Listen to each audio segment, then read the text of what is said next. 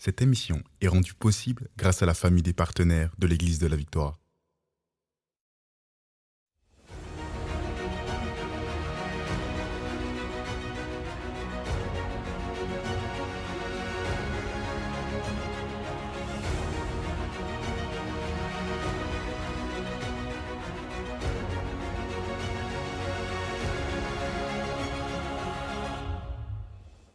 Bonjour tout le monde, bienvenue à l'émission Parole de foi. Ici le pasteur Joël Spinks.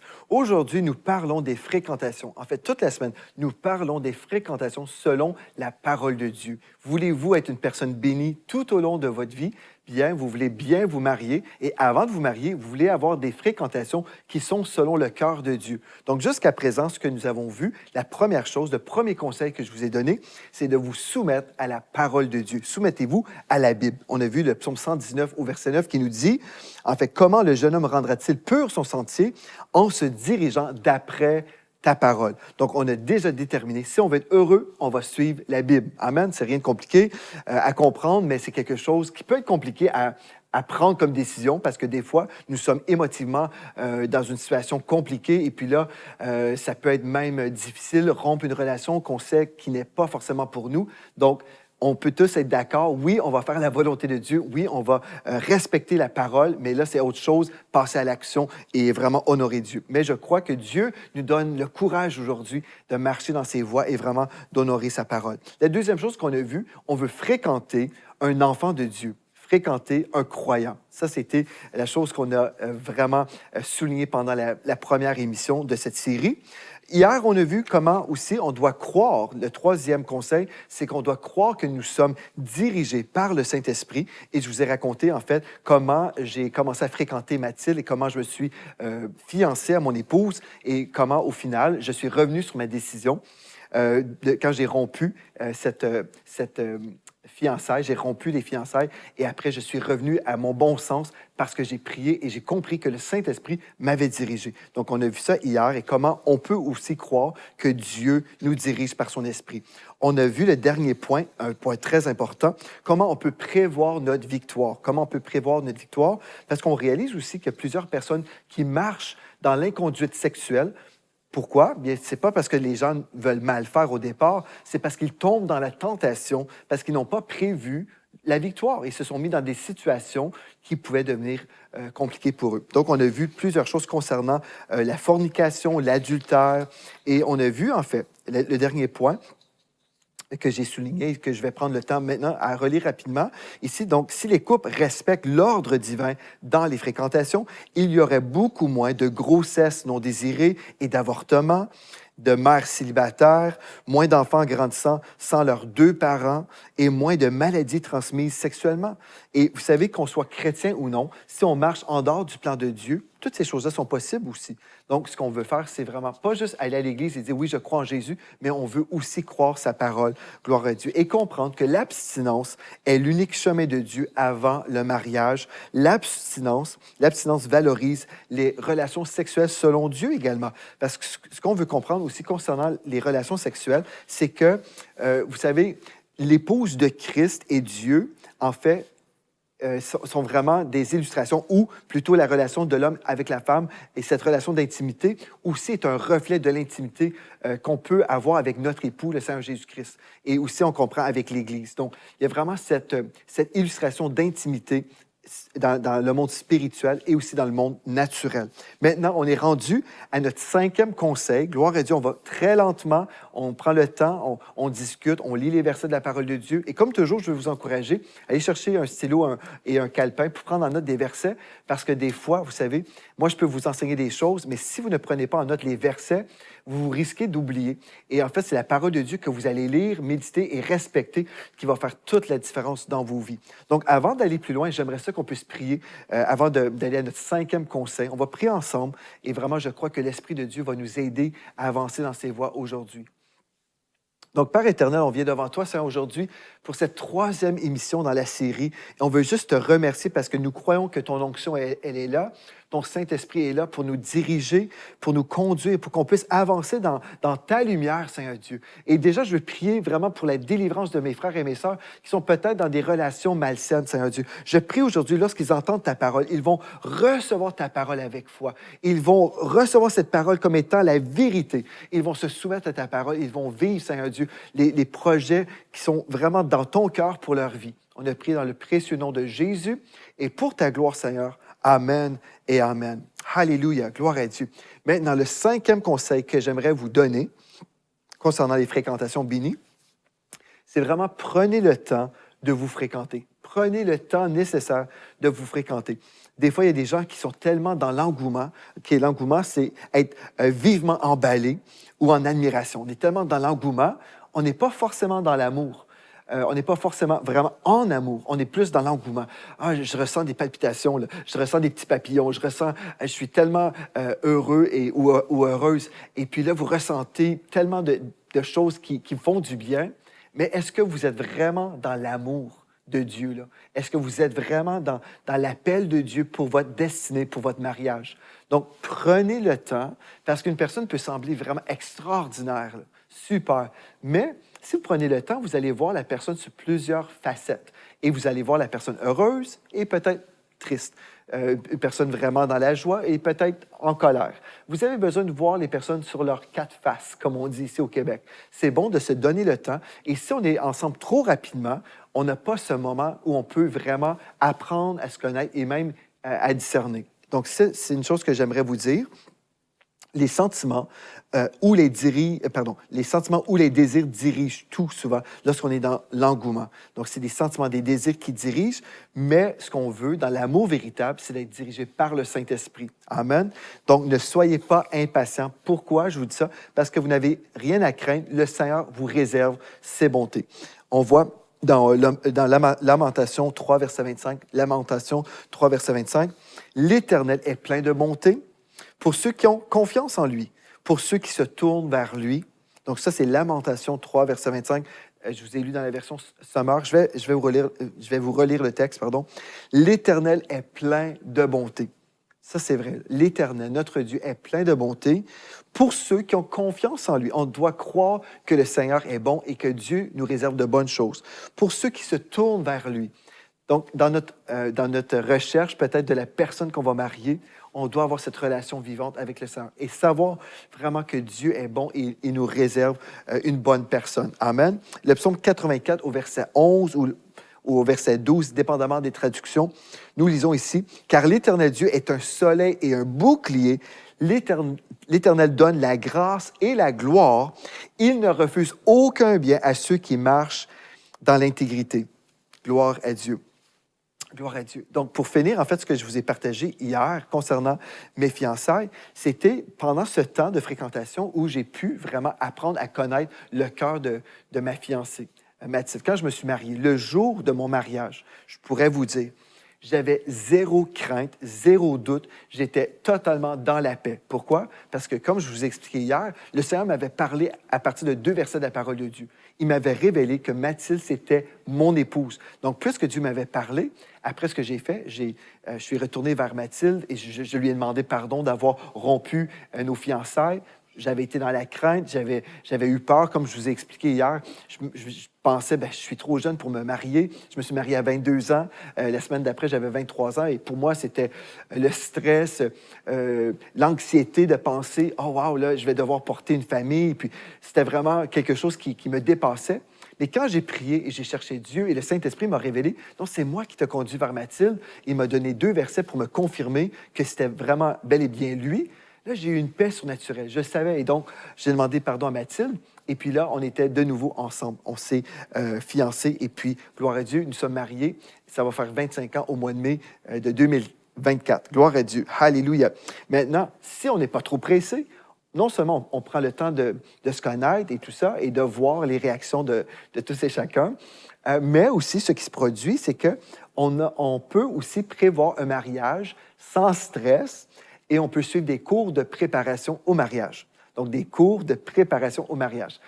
Pour nous, ici à l'Église de la Victoire, nous offrons depuis des années et des années des cours où l'homme et la femme sont avec un pasteur, par exemple, et puis ils font un cours où, en fait, on va donner un enseignement, oui, personnel, à deux personnes, un enseignement sur le mariage. Et aussi, ce qu'on fait à ce moment-là, c'est qu'on remet toujours des devoirs que le couple doit faire. Des fois, il y a des devoirs à faire ensemble, d'autres fois, c'est des devoirs à faire séparément.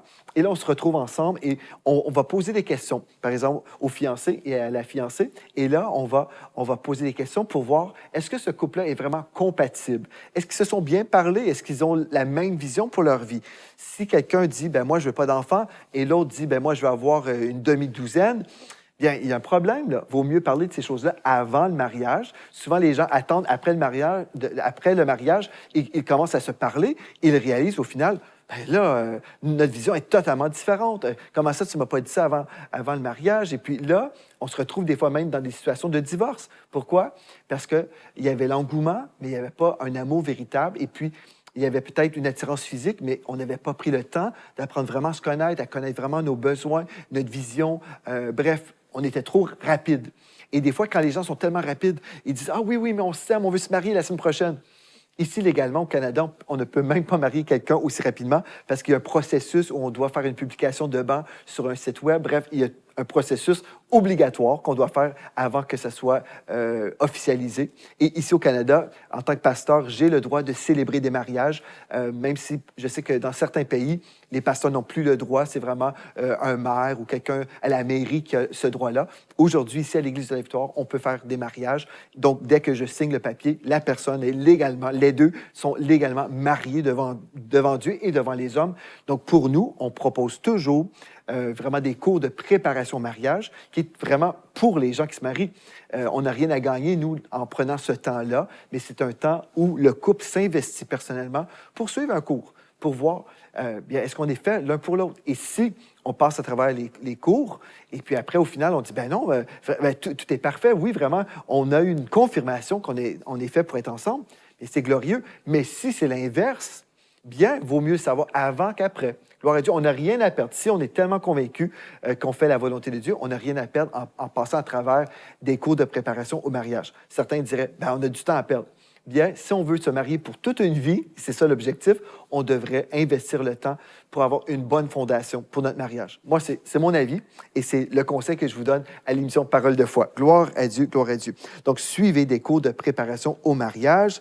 Les cours confirmeront si vous êtes compatibles, si vous n'avez rien à perdre et vous n'avez rien à perdre en vous investissant ainsi. Gloire à Dieu, gloire à Dieu. Donc, je vais juste revoir Lamentation 3, verset 25, qui nous dit « L'Éternel est plein de bonté pour ceux qui ont confiance en lui. » Je veux vraiment vous encourager aujourd'hui. Faites confiance au Seigneur dans votre relation. Faites confiance à Dieu. Gloire à Dieu. Croyez que c'est lui qui vous dirige par son esprit et croyez que Dieu a des bonnes choses en réserve pour vous. Alléluia. Et notre dernier point, dans les 6 conseils que j'avais préparés pour vous, évitez des fréquentations trop longues. Donc, vous voyez, on peut être à l'extrême, être trop rapide ou on peut être dans une fréquentation trop longue. OK, on va voir ce que 1 Corinthiens 6, verset 18 nous dit. On l'a déjà lu dans une émission précédente, mais juste un rappel rapide. 1 Corinthiens 6, 18 nous dit « Fuyez l'inconduite sexuelle ». Déjà, je vous ai dit, on ne veut pas se mettre dans une situation où on peut chuter dans l'immoralité. Par exemple, un jeune homme ne devrait pas aller dans l'appartement de la jeune fille s'il n'y a personne d'autre de présent, parce que les deux peuvent chuter dans le péché. Bon, on a parlé d'une place géographique, mais aussi, on peut parler d'une place dans le temps. Si un couple se fréquente pendant 5 ans, bien, c'est sûr que c'est trop long. Parce que si on se fréquente, et le but d'une fréquentation, c'est le mariage, bien, si pendant 5 ans, il n'y a personne qui a chuté dans le péché, bien, peut-être c'est parce que, je ne sais pas, il n'y a pas d'attirance entre les deux. Peut-être qu'il n'y a juste pas d'attirance. Et puis, on devrait même se poser la question, est-ce que vous voulez vraiment vous marier? Est-ce que vous êtes vraiment fait l'un pour l'autre? Donc, une fréquentation qui est très, très longue, c'est vraiment un indicateur qu'il y a quelque chose qui n'est pas exactement selon la volonté de Dieu. Vous allez comprendre, c'est juste très évident. Donc, sinon, si les gens se fréquentent pendant 5 ans et puis on n'est pas pressé de se marier, bien, c'est possiblement aussi le cas où ils vivent dans le péché constamment. et puis là, ils vivent juste une double vie. Donc, c'est soit il n'y a pas d'attirance, ou vraiment beaucoup, beaucoup de contrôle et on attend inutilement, je ne sais pas pourquoi, ou, donc c'est ça, c'est soit zéro attirance, soit beaucoup de contrôle, ou, comment dire, c'est juste, vous n'êtes pas fait l'un pour l'autre, mais vous attendez. Si vous êtes vraiment appelé à vous marier, bien, on devrait avoir assez de temps pour apprendre à se connaître, OK? Mais attendre 5 ans, ou même des fois, j'ai entendu parler des relations qui ont duré pendant 8 ans de fréquentation.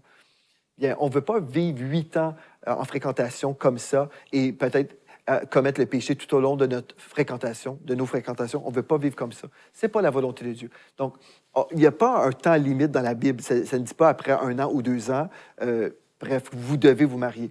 Non, mais c'est juste logique, en fait. Si vous vous aimez, si vous avez une attirance physique l'un envers l'autre, bien, vous voulez vous marier. Vous voulez vous marier et commencer votre vie ensemble. Vous allez ainsi vous protéger d'une chute possible parce que oui, Dieu nous appelle à avoir une maîtrise de soi, mais Dieu nous a aussi créés avec des besoins physiques. Donc, la parole de Dieu nous dit, dans 1 Corinthiens 7, verset 7, donc 1 Corinthiens 7, 7 jusqu'au verset 9, je vais vous lire dans la version Sommaire. Le texte nous dit, « Je voudrais bien que tout le monde soit comme moi. » L'apôtre Paul parlait ici en tant que célibataire. Il disait, « Je voudrais bien que tout le monde soit comme moi, mais chacun reçoit de Dieu un don particulier de la grâce, l'un le mariage, l'autre le célibat. » Voyez-vous? Donc l'apôtre Paul, lui, il disait, « On n'a pas tous le même don, là. Moi, j'ai le don du célibat, mais d'autres, c'est le don du mariage. J'aimerais cependant dire aux veufs et aux veuves que c'est une bonne chose de continuer à vivre seul comme moi. Toutefois, s'ils ne peuvent pas se maîtriser en ce domaine, qu'ils se marient, car vaut mieux se marier que de se consumer en désir insatisfait. Dans d'autres traductions, on va lire « vaut mieux se marier que de brûler ». Donc, qui se marient, car vaut mieux se marier que de se consumer en désir insatisfait. Donc, une relation, par exemple, ce texte-là nous parle tout simplement, si on n'a pas le don du célibat, vaut mieux se marier, tout simplement.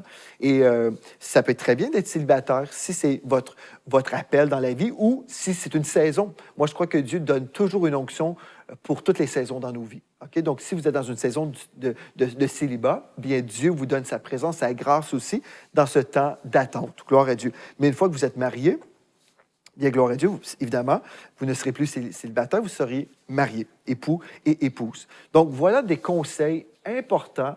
On a vu plusieurs choses et juste rapidement, soumettez-vous à la Bible, fréquentez un enfant de Dieu, croyez dans la direction du Saint-Esprit, gloire à Dieu, prévoyez votre victoire, alléluia, évitez la fornication et l'adultère, comme on a vu, gloire à Dieu, prenez le temps de vous fréquenter, mais pas trop.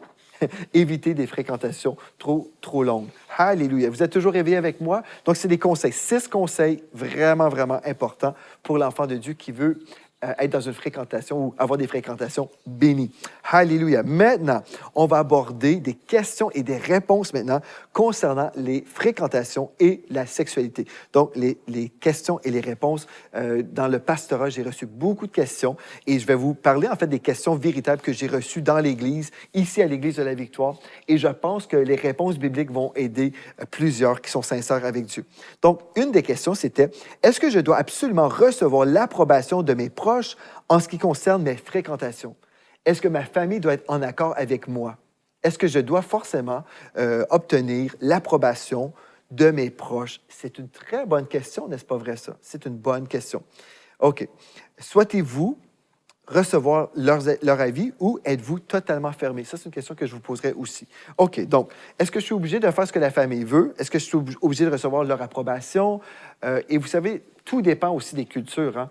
Il y a des cultures où c'est très important ce que la famille dit et j'ai connu des situations ici à l'Église où une jeune fille a dû rompre sa relation avec l'homme de sa vie. Elle était en amour, mais à cause d'une question de dot, la famille avait dit on refuse que tu maries ce jeune homme-là parce que la dot, ce jeune homme est incapable de payer la dot.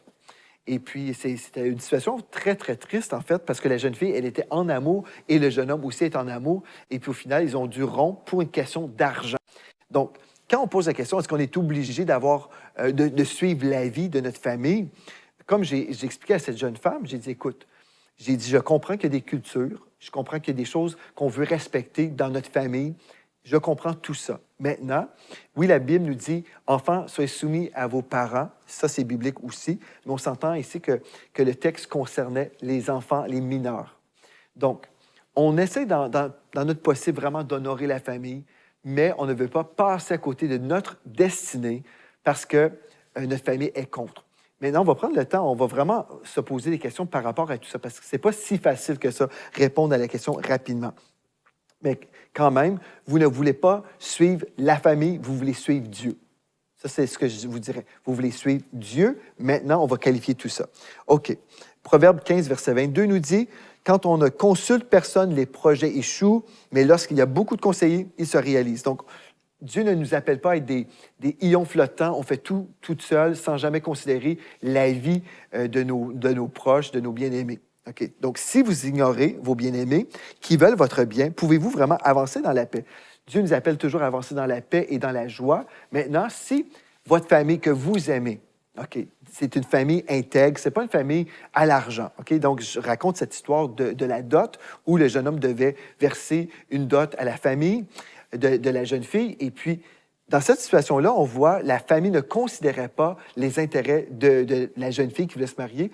La famille considérait leur intérêt.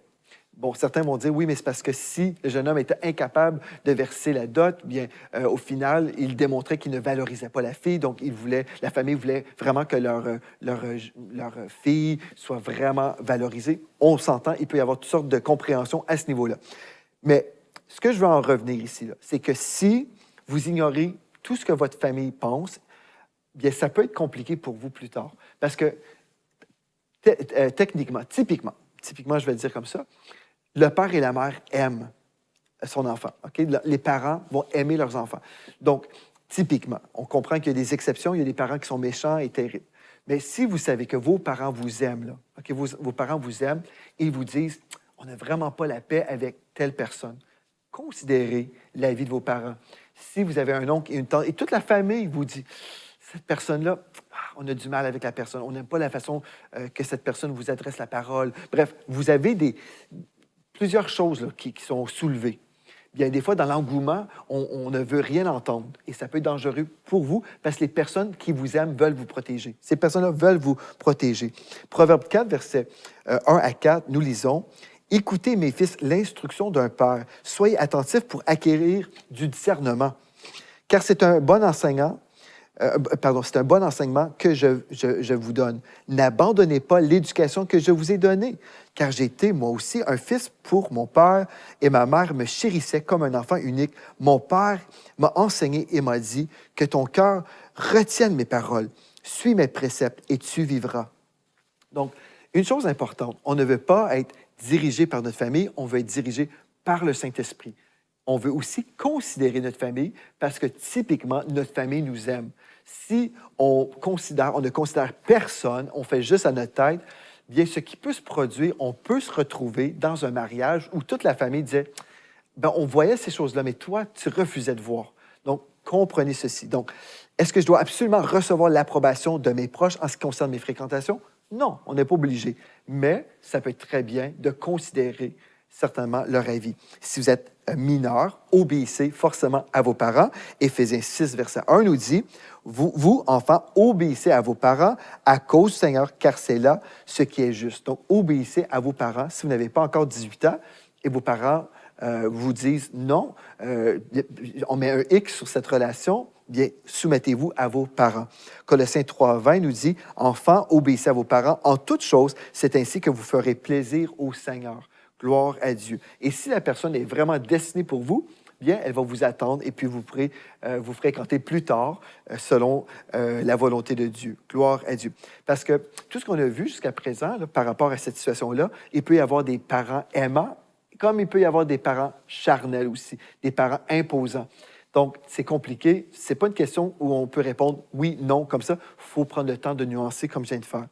Rappelez-vous de ceci, en fait, que Romains 8, 14 nous dit « Tous ceux qui sont conduits par l'Esprit de Dieu sont fils de Dieu ». Ou Ésaïe 55, verset 12 nous dit « Car vous sortirez dans la joie, vous serez conduits dans la paix ». Donc, dans votre relation, c'est toujours comme ça. Dieu nous dirige par son Esprit, il nous dirige dans la joie et dans la paix. C'est vraiment une marque, en fait, que c'est Dieu qui a dirigé. Si, dans votre relation, vous avancez, vous n'avez ni la conviction que c'est le Saint-Esprit qui vous a dirigé, vous n'êtes ni dans la paix, ni dans la joie, attention, vraiment faites attention, mettez sur pause la relation, cherchez Dieu et laissez Dieu vous parler. Gloire à Dieu, alléluia. Demain, on va poursuivre avec d'autres questions que j'ai reçues, je crois des questions qui vont vous aider. Gloire à Dieu. Mais d'ici ce temps-là, je veux juste vous remercier d'avoir été avec moi aujourd'hui. On est en train de parler des fréquentations. C'est un sujet tellement important parce qu'il y a beaucoup de chrétiens qui sont malheureux dans leur mariage, mais si on s'instruit avant de se marier, on peut éviter des problèmes plus tard. Donc, gloire à Dieu.